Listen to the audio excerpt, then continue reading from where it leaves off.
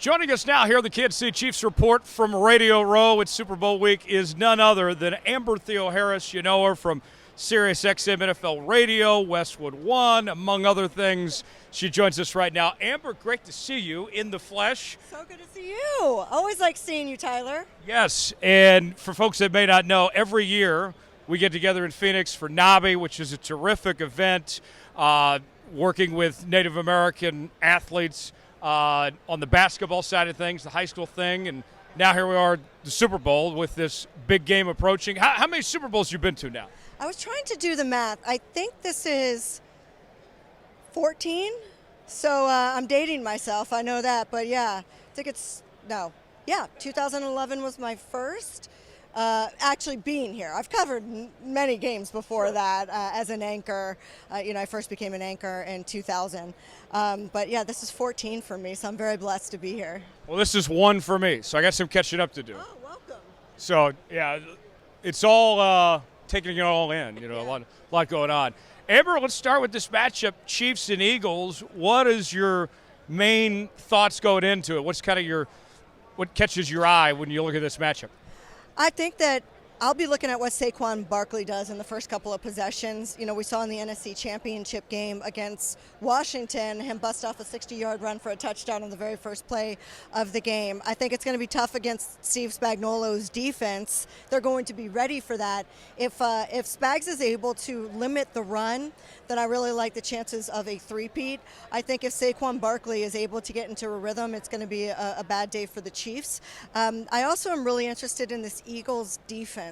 How are they able to put pressure? They don't blitz a lot, but they are able to get home with rushing 4. And, how are they able to contain Patrick Mahomes? Because it's when he gets outside of the pocket that he does most of his damage. And if it's a close game, the Chiefs have won 12 close games this year, and so you have to like them.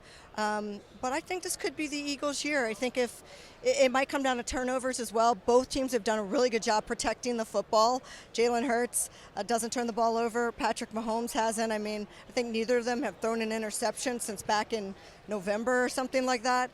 So I think, whoever does turn the football over, I think that could be a lethal mistake in this game. Yeah, very much so. And Patrick Mahomes has done a really good job in the second half of the season taking care of the football, something he really cleaned up on that front. So something to monitor there. The quarterback matchup, Mahomes and Jalen Hurts, a rematch from a couple of years ago. What do you think about the duel between these two? I know there's a lot of heat on Jalen Hurts to win a Super Bowl, to take it to the next level. He needs to throw the ball more. He's winning games with throwing for under 200 yards. But if we do remember in Super Bowl 57, he threw for over 300 yards. He can do it when he needs to, and God knows he has the weapons. I think he does need to use them a bit more, but not get away from what got you to the Super Bowl. You can't all of a sudden try to prove that you're a throwing quarterback. We actually saw Lamar Jackson do that, remember, 2 years ago in the AFC Championship game, and it was like, wait, that's not what you do. You don't leave what got you there. But I think this could be an opportunity for Jalen Hurts if he has a good game like he did.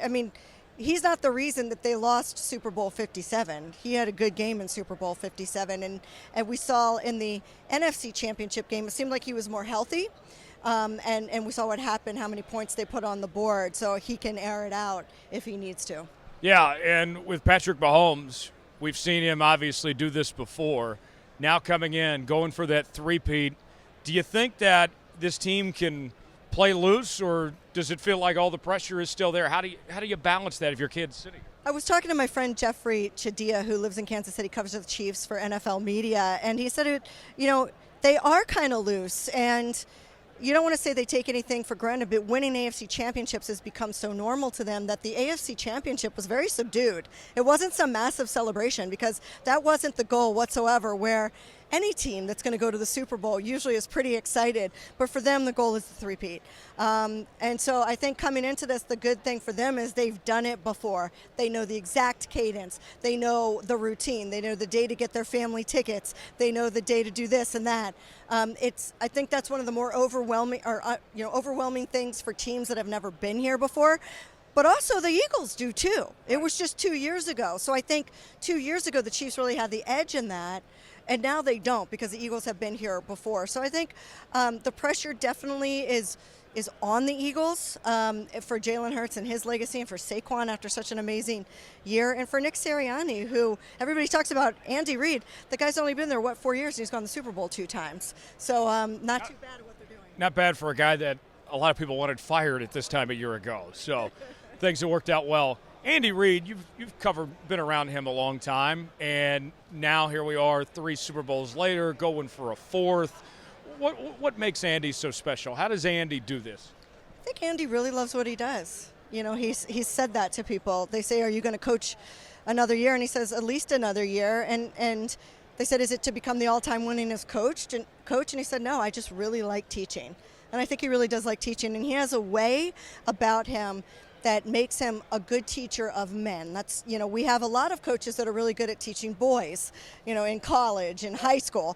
But it's a different game when you come to the NFL to get these superstars that are making $50-60 million a year to buy in to your type of coaching. And I think his approach is what makes him so likable.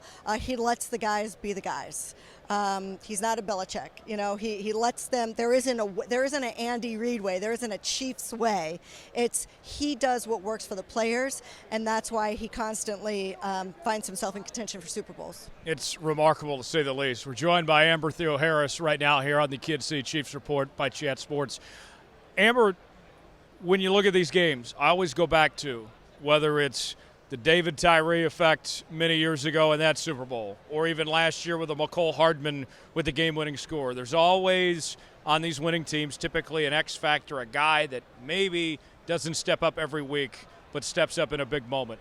Who is somebody that comes to mind from either side that you think could be the difference in this game? You know, I brought that point up on SiriusXM with the Chiefs. It seems like you said, McCole Hardman. It was Samaje Perine in the AFC Championship game. You know, names that you don't expect, but I think that shows you that Andy Reid's game plan and his play calls are pretty impressive, because he includes people that you don't expect to come up with the big play. I don't know who I would keep my eye on. Look, I think Kareem Hunt for the Kansas City Chiefs will be, but he's expected to be a big part. Who knows? Maybe it's Isaiah Pacheco, who has been more of a role player as he's come back from his injury. Maybe it is him in the end. But I think on Philadelphia's side, really, it's not necessarily a role player, but I think Devonta Smith or A.J. Brown needs to have a big game. We need to see that from them in order for the Eagles. There needs to be the balance of Saquon doing what he does, but there needs to be a couple big plays at the end of the game, because I have a feeling they're going to be on some game-winning drives, kind of coming from behind at the end of the game. Yeah, that'll be something to watch for sure as far as that goes. We're talking to Amber Theoharis right now here on the Kid City Chiefs Report. Amber, the offensive line been a big story of this game, of the Chiefs moving Joe Thuney to left tackle and how that's worked out. Still haven't run the ball great when they've done that, but at least the pass protection's been better. And then the Eagles side of things, they've been great all year. Number 1 ranked offensive line according to Pro Football Focus. But with the injuries to Dickerson and Jurgens, a lot of eyes to see how that's going to shape out here. I'm very intrigued with what offensive line on either side is going to step up, or if they're going to have their struggles. It really is going to be won in the trenches. I do think this game is 1,000% going to be won in the trenches. You're right about Joe Thuney being moved and the run game not being the same. I think that's a problem, especially when you have the defensive line that the Eagles have.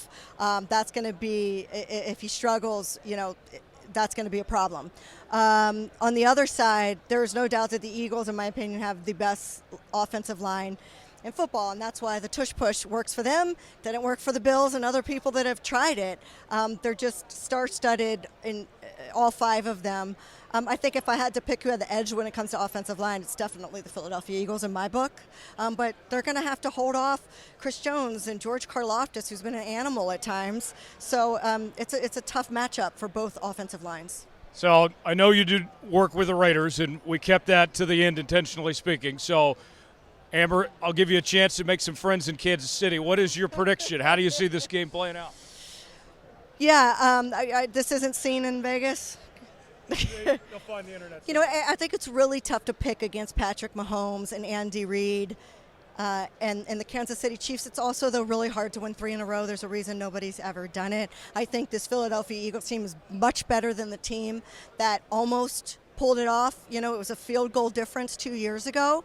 So I am picking the Eagles, and I might eat that. I might eat my words because I hate picking against Patrick Mahomes because he is just magical. And if it's a close game, though, if it's a close game, I pick the Chiefs. If it comes down to one score in the fourth quarter, it's going to be the Chiefs. But you're going with the Eagles. I'm going to go with the Eagles on this one. Okay, we might have to wager some Greek food or something. I'm still waiting to try your famous Greek food I hear about. That's right, yeah. Okay, so I will cook a Greek dinner for you. Maybe we can bring it to Nabi or something in the summer. So it's Chiefs versus Eagles. I love Kansas City, by the way. It's one of my favorite cities. I love the people there. I love the fans. I don't like Philadelphia fans. They're very tough. They're very tough. So Kansas City, I do love you guys. That was strictly from an analysis standpoint. Okay, and tell you what, if the Chiefs lose, I'll bring barbecue with me. There we go. Love your barbecue. It is such. I feel like people don't give Kansas City enough love. You guys are such an amazing city. I love going there. Anytime I'm assigned there. There you have it. Amber Theoharis joining us. Amber, always a pleasure. Glad we got the chance to do this. Enjoy the rest of Super Bowl week, and we'll be talking again down the line. Thanks for having me, Tyler. Good to talk ball. That is Amber Theoharis joining us here on the Kansas City Chiefs Report.